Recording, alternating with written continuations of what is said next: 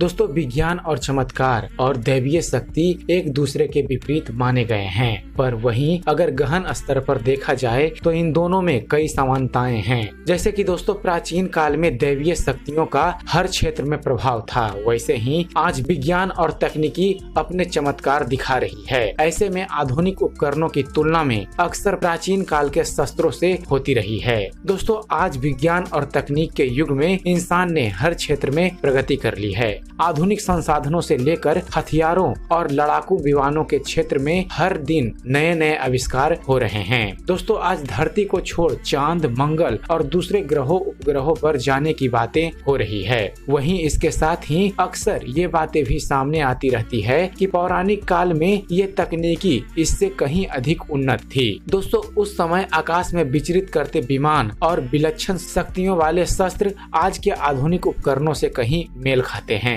Hello दोस्तों, ज्ञान मंथन में आप सभी का हार्दिक अभिनंदन करते हैं। मैं हूं सुबोध और दोस्तों आज हम आपको आधुनिक युग के कुछ ऐसे ही हथियारों के बारे में बतलाने जा रहे हैं जो कि पौराणिक शस्त्रों से मेल खाते हैं। दोस्तों हिंदू धर्म के दो महाकाव्य रामायण और महाभारत महायुद्ध पर आधारित हैं। रामायण में जहां प्रभु श्री राम लंकापति रावण के बीच युद्ध का वर्णन मिलता है, तो महाभारत में पांडवों और कौरवों के बीच हुए कुरुक्षेत्र में युद्ध का अपना ही इतिहास है। दोस्तों इन दोनों युद्धों में दैवीय शक्तियों से परिपूर्ण कई सारे ऐसे अस्त्र शस्त्र का प्रयोग का वर्णन मिलता है जो कि क्षण भर में भीषण विध्वंस मचाने में पूरी तरह से सक्षम थे। वहीं आज देश दुनिया में कई सारे ऐसे हथियारों का निर्माण हो रहा है दोस्तों, जो पल भर में एक देश को तबाह करने की क्षमता रखते हैं। दरअसल ऐसा माना जाता है दोस्तों कि हिंदू धर्म में जिन शस्त्रों का जिक्र किया गया है उसने कलयुग यानी मौजूदा दौर के वैज्ञानिकों को उसी तरह के हथियार बनाने के लिए प्रेरित किया है। अक्सर ये दावा किया जाता है दोस्तों कि जो हथियार कलयुग में अब प्रयोग किए जा रहे हैं उनका आविष्कार हजारों साल पहले ही हो चुका है।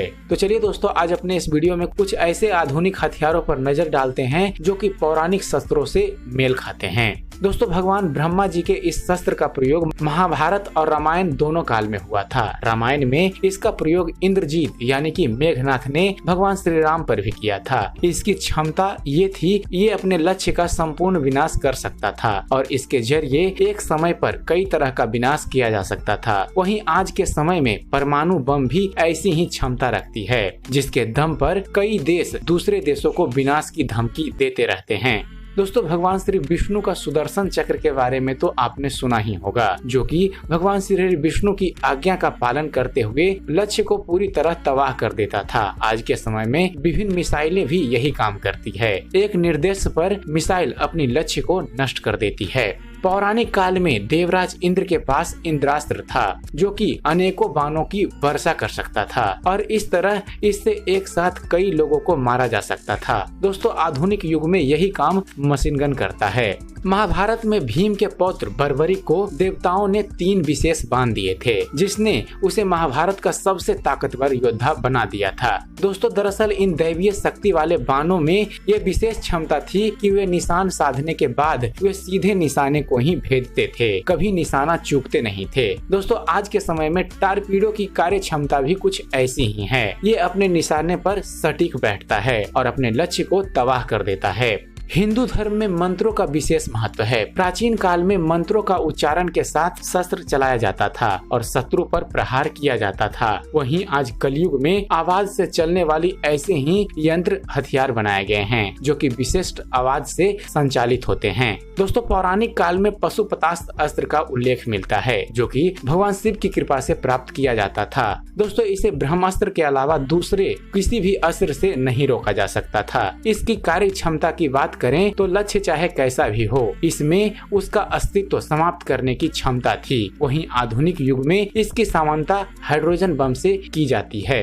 अग्नेय शास्त्र अग्निदेव का ऐसा अस्त्र था जिससे निकलने वाली ज्वाला को बुझाया नहीं जा सकता था। दोस्तों आधुनिक युग में फ्लेम थ्रोअर्स भी कुछ ऐसा ही काम करता है।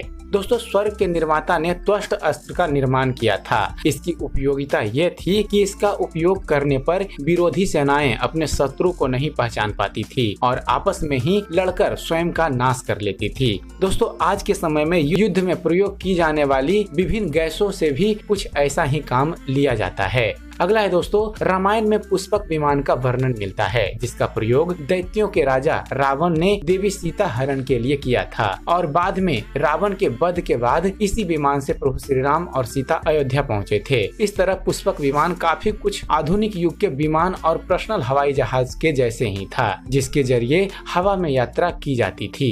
और दोस्तों देवराज इंद्र के पास वज्र भी था, जो कि महर्षि दधीचि की हड्डियों से बना हुआ था। पौराणिक मान्यताओं की माने दोस्तों तो इस शस्त्र से बिजली निकलती थी, जो कि अपने शत्रुओं को निशाना बनाती थी। दोस्तों आज के समय में युद्ध में लेजर लाइट का प्रयोग के जरिए ऐसे ही बिजली के झटके दिए जाते हैं। तो यह थे दोस्तों आधुनिक युग के कुछ ऐसे हथियार जो कि पौराणिक अस्त्रों से मेल खाते हैं। तो उम्मीद करते हैं दोस्तों आप सभी को हमारा ये वीडियो पसंद आया होगा। अगर आपको हमारे चैनल पर दी गई जानकारी पसंद आती है और आप ऐसे ही ज्ञानवर्धक वीडियो देखते रहना चाहते हैं तो हमारे चैनल ज्ञान मंथन को सब्सक्राइब करना ना भूलिएगा। हमारे चैनल को सब्सक्राइब कीजिए और हम आपके लिए ऐसे ही ज्ञानवर्धक वीडियो लेकर आते रहेंगे। तो फिर जुड़े रहिए हमारे चैनल के साथ और देखते रहिए, जानते रहिए। धन्यवाद। जय हिंद।